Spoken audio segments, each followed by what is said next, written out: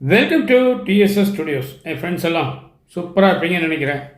நாட்டில் கார் மேகம் சூழ்ந்தால் மழை, அதே நேரம் போர் மேகம் சூழ்ந்தால் பிழை.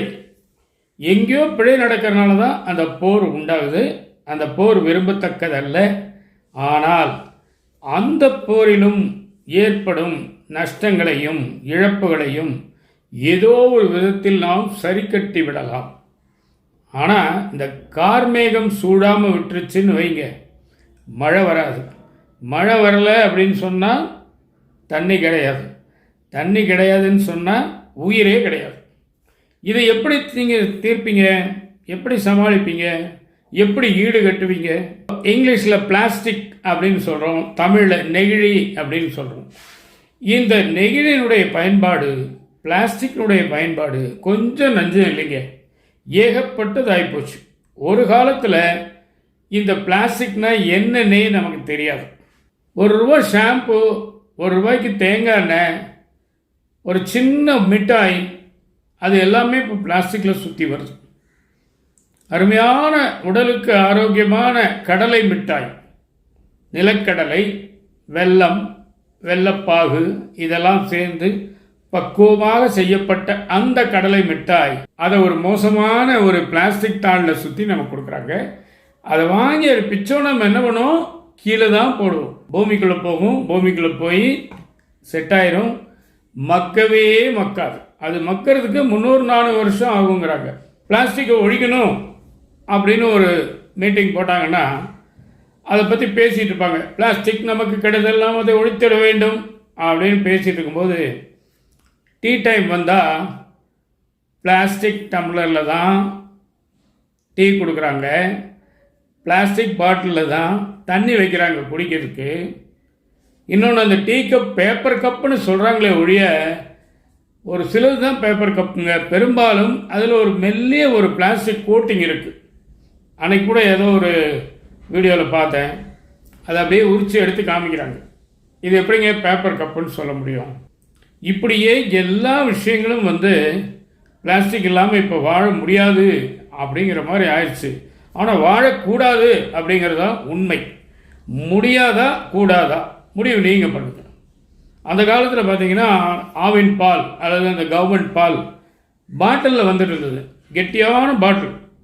இப்போ மிஷினில் பேக் பண்ணப்பட்ட பால் கவர்கள், அது பிளாஸ்டிக் கவர்கள், அது பிளாஸ்டிக் கவர்கள். ஒரு இதில் படித்தேன், ஜோக்கா உண்மையான தெரியல, ஒரு டீ கடைக்காரர் இந்த மாதிரி ஒரு மீட்டிங் அட்டன் பண்ணிகிட்ருக்காரு. பிளாஸ்டிக்கெல்லாம் யூஸ் பண்ணக்கூடாதுன்னு பேசிகிட்டு இருக்காங்க.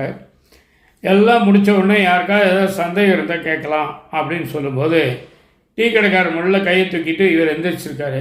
சொல்லுங்கள் அப்படின்ட்டாங்க. ஐயா, பால் பாக்கெட்டு அந்த பிளாஸ்டிக் கவரில் வருது இல்லைங்களா, அதை கட் பண்ணி நான் பால் காய்ச்சி டீ போட்டுக்கிட்டு இருக்கேன். அதை நல்லா கழுவிட்டு அதில் நான் டீ பார்சல் கொடுக்கலாங்களா அப்படின்னு கேட்டாராம். அப்பாவே கேட்குறாரு, என்ன பதில் சொல்லுவீங்க அவருக்கு? அதனால தான் பிளாஸ்டிக்கை ஒழிக்கணும்னு முடிவு பண்ணியாச்சுன்னா இத்தனை மைக்ரான் இருந்தால் ஒழிக்கணும், அத்தனை மைக்ரான் வச்சுக்கலாங்கிற மாதிரி பேச்செல்லாம் இருக்கக்கூடாது. நோன்னா நோ தான். என்கேபி படத்தில் சொல்லுவார் பாருங்க அஜித், நோன்னா நோ தான். அதுக்கு செகண்ட் மீனிங் கிடையாது. அப்போ நீங்கள் மொத்தமாக ஒழிச்சிருங்க. சாதாரண ஒரு காற்றுல பறக்கக்கூடிய ஒரு பிளாஸ்டிக் கவரில் இருந்து பெரிய மெஷினரியெல்லாம் மூடி வருது, நல்ல கெட்டியாக இருக்குது, காற்றுல எல்லாம் பறக்காது. அது வரைக்கும் பிளாஸ்டிக்கே வேண்டாம், ஒழிச்சிருங்க. அதுதான் ஒரே வழி. இப்போ கூட பாருங்கள், டார்கெட் 0வில் வருத்தப்பட்டிருக்காங்க. நிறைய 2019 பேன் பண்ணிட்டாங்க.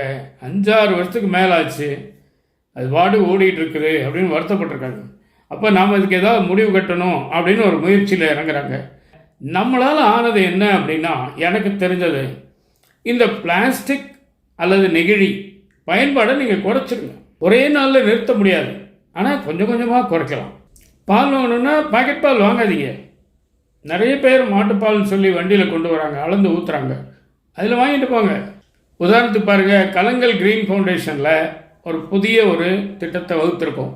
என்ன தெரியுங்களா, என்னென்ன ஃபங்க்ஷன் நடத்துகிறாங்களோ அதில் எல்லாம் தண்ணி பாட்டில் கண்டிப்பாக பிளாஸ்டிக்கில் நெகிழியில் வைக்கிறது இல்லை அப்படின்னு முடிவு பண்ணி இப்போ சமீபத்தில் 2-3 நிகழ்ச்சியில் அதை ஒழிச்சு கட்டிட்டு அதுக்கு பதிலாக சில்வர் டம்ளர், புத்தம் புதிய சில்வர் டம்ளர் இலவசமாக கொடுத்து வாங்கிக்கிறாங்க.